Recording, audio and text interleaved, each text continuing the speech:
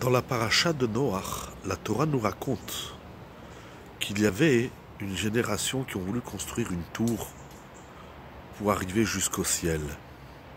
Regardez dans Bereshit, au chapitre 11, cet épisode assez surprenant. Ces hommes, quelle que soit l'explication, ont voulu se rebeller contre Dieu, Chas v'Shalom. Alors Akadosh Baruch Hu va les punir, il va les éparpiller sur la terre.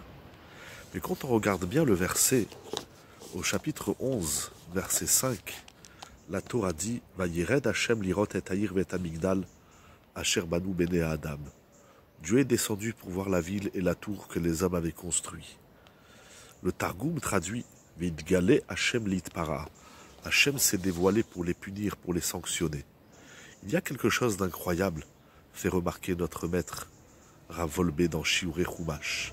Le même verbe, le même terme, Vayired Hashem, on le trouve dans Shemot, chapitre 19, verset 5.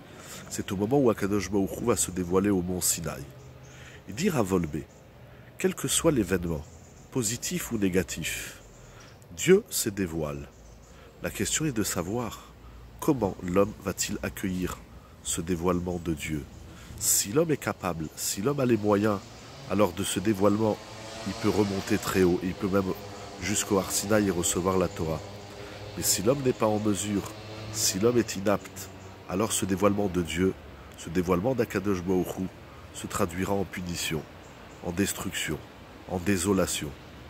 La question est de savoir, est-ce qu'on est prêt de recevoir ce dévoilement d'Akadosh Baruch Hu? Et de façon affirmative, nous dirons, l'homme doit toujours se tenir prêt, comme s'il y avait un rendez-vous auquel on ne donnerait pas de date et d'horaire.